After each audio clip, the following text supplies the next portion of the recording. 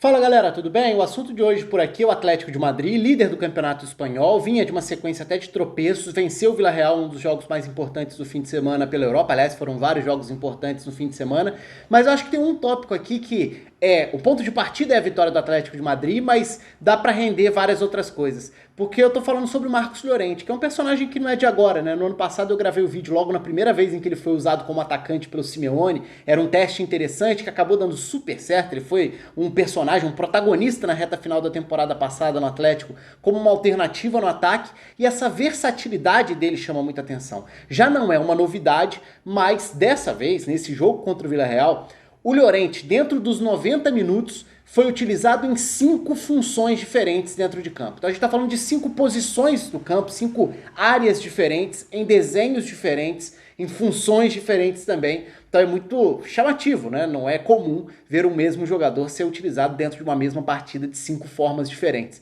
Então eu separei aqui momentos para a gente usar do campinho e também com algumas imagens congeladas aí, com algumas imagens que podem ilustrar um pouco disso, desses diferentes posicionamentos. Eu não vou nem colocar o Villarreal no campinho aqui, a ideia é mais falar sobre o Llorente em si e sobre os diferentes desenhos do Atlético. O Atlético começa num desenho que tem sido muito utilizado pelo Simeone dentro do campeonato, é verdade, não é um Atlético completo nesse momento, mas isso nem vem ao caso.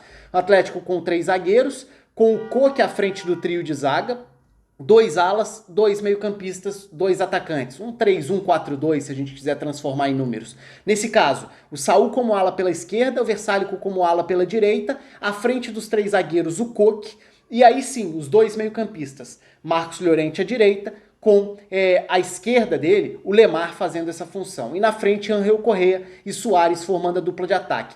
Dentro dessa estrutura, algo que potencializa muito o Llorente é a questão dele poder se projetar. E um mecanismo muito utilizado e que dá muito certo é você ter no ala pela direita, atraindo a marcação, principalmente do lateral adversário, para poder permitir que surja um espaço para o Llorente infiltrar. Então os movimentos do Llorente em diagonal, atacando a linha de fundo pela direita, ali atacando essa ponta direita, ou até mesmo aparecendo na entrada da área para definir, são movimentos que potencializam muito o Llorente. O Llorente mostrou qualidade para jogar como atacante na temporada passada, muito caindo por esse lado, pela ponta. E ele tem essa explosão, essa arrancada, esse tiro curto para fazer esse movimento. Então, por exemplo, se o Versálico atrai a marcação por aquele setor bem aberto do lado direito, sem necessariamente ir ao fundo, ir à ponta, isso pode gerar o espaço para o Llorente se projetar, para ser o cara que vai aparecer por ali pedindo a bola, atacando esse espaço do corredor.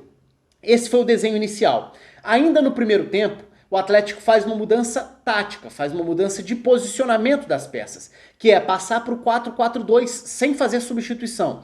E aí, como que o time passa para o 4-4-2? Passa a ter o Saul era o ala pelo lado esquerdo, passa a jogar por dentro ao lado do Koke, formando a dupla de volantes. O Mário Hermoso vira o lateral pelo lado esquerdo, com o Versálico como lateral pelo lado direito. Na linha de meio campo, o Ángel Correa passa a fechar o lado direito, com o Lemar fazendo o lado esquerdo, e aí o Llorente vira esse segundo atacante, que encosta no Suárez, que tem essas arrancadas que podem tentar dar profundidade no ataque, que podem fazer companhia, auxiliar, aproximar do Suárez ali no comando do ataque. Assim o Atlético de Madrid vai para o intervalo. Então começou numa formação, mudou dentro do primeiro tempo, vai para o intervalo dentro de um 4-4-2 com o Llorente como um segundo atacante. Começou como o meio-campista pela direita, virou o segundo atacante. Na volta do intervalo vem a primeira substituição, é a saída do Lemar para a entrada do João Félix. Com essa substituição, o Atlético volta para a segunda etapa num 5-4-1 sem a bola. E o que é esse 5-4-1? Devolve o Saul para a ala pela esquerda para fechar a linha com 5 pelo lado esquerdo. Pela direita o Versálico faz o mesmo papel. O Mário Hermoso volta a ser o zagueiro pela esquerda de um trio de zaga. E agora o Llorente passa a ser o volante. Ele passa a ser o volante pela direita. Ele e Koke são os dois volantes, já que nessa estrutura do segundo tempo, o Suárez é o atacante mais à frente, o Ángel Correa é o meia aberto pela direita e o João Félix entra para ser o meia aberto pela esquerda. É um 5-4-1 no momento sem a bola, mas no momento em que o time recupera a bola, Ángel Correa e João Félix tendem a centralizar e eles podem liberar assim o espaço dos corredores para os alas, voltando para uma estrutura de 3 zagueiros, 2 alas, nesse caso 2 meio-campistas, 2 meias e um atacante. Lembra que tinha começado com 3-1-4-2? Agora já seria algo como um 3-4-2-1, né? dois volantes próximos dos dois alas, com dois meias à frente e um atacante que é o Luis Soares. Então são essas diversas variações dentro do jogo. O tempo vai passando, sai o segundo gol, o Atlético com um 2-0 no placar se defende, passa a se defender cada vez mais num 5-4-1 com um bloco mais recuado diante do Villarreal. Vem a substituição seguinte, a saída do Luis Soares. O Soares é substituído pelo Kondogbia. E ao sair, ao tirar o 9, quem vira o 9 nessa formação? Marcos Llorente. Então agora é a vez do Marcos Llorente virar o mais adiantado do time, à frente dessa segunda linha. Tem uma linha com 5, uma linha com 4 e o Marcos Llorente à frente. O Kondogbia entra para ser um dos volantes, função dele fazendo esse papel de um dos meio-campistas ali, sem grande novidade. Poucos minutos depois vem mais uma substituição. E aí é a entrada do Lucas Torreira. E a partir do momento em que o Lucas Torreira entra na vaga do Ángel Correa, muda de novo, não o desenho dentro de campo, porque continua sendo um 5-4-1 sem a bola, mas agora o Marcos Llorente vira uma nova função, ele passa a ser o meia aberto pela direita, nessa segunda linha com 4, porque agora por dentro o time passa a ter o Kondogbia e o Torreira, os dois volantes que saíram do banco de reservas. O Coque passa a ser o meia aberto pelo lado esquerdo, o Llorente faz esse papel do meio aberto pela direita e o João Félix termina a partida sendo o jogador mais avançado, sendo o 9, né? Não o 9 fixo, não o 9 referência, mas o mais avançado do time, atuando à frente de uma linha com 5, outra linha com 4 e aí o João Félix à frente. Mas no todo dessa confusão toda, acho que não foi tão confuso assim, mas dessas variações todas aqui, que eu tentei tratar de uma forma minimamente clara aqui, a gente enxerga o Marcos Llorente sendo utilizado em 5 funções diferentes dentro da partida. Começa como o meio-campista infiltrador, depois vira o segundo atacante, volta para o segundo tempo como um volante, numa dupla de volantes, então é um volante que pode subir, pressionar, pode se projetar para ser esse elemento surpresa. Vamos lembrar que o Llorente no Real Madrid era o substituto do Casemiro, então o Llorente era o volante mais preso, mais recuado, mais marcador nos tempos de Real Madrid também. Mas nesse caso ele era um dos dois dessa dupla de volantes no momento em que volta para o segundo tempo. Depois vira o 9 e termina como meia aberto pela direita numa segunda linha de marcação.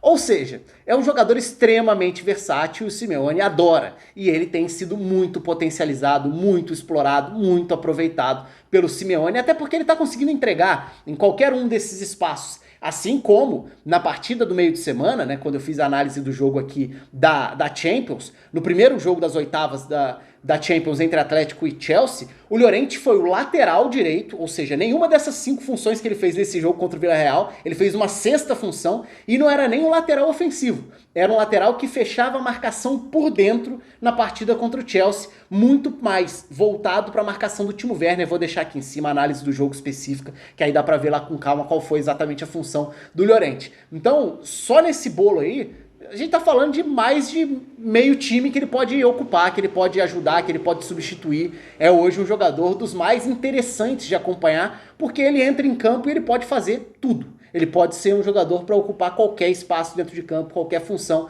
E um técnico como o Simeone, que tem uma confiança enorme nele, acaba ganhando um cara que é extremamente útil. Então é curioso, não é algo tão comum. É claro que a gente fala de versatilidade, de entendimento, de interpretar os espaços, as funções, os desenhos táticos. Tudo isso é importantíssimo. Mas não é comum ver um jogador sendo explorado de tantas formas diferentes num espaço tão curto de tempo. Dentro de um mesmo jogo, em 90 minutos, fazer 5 funções diferentes. Sem contar a sexta função que tinha sido a do meio da semana. Então é bastante curioso. O Llorente tem sido um capítulo à parte para acompanhar dentro do Atlético de Madrid, onde ele explodiu para valer, né? No Real Madrid ele ia bem quando entrava, mas nunca teve tanto prestígio por lá, tanto que foi negociado. Enfim, conta aí com os comentários de vocês, o espaço está aberto. Se inscreva no canal, deixa curtida no vídeo também. Um abraço e até a próxima.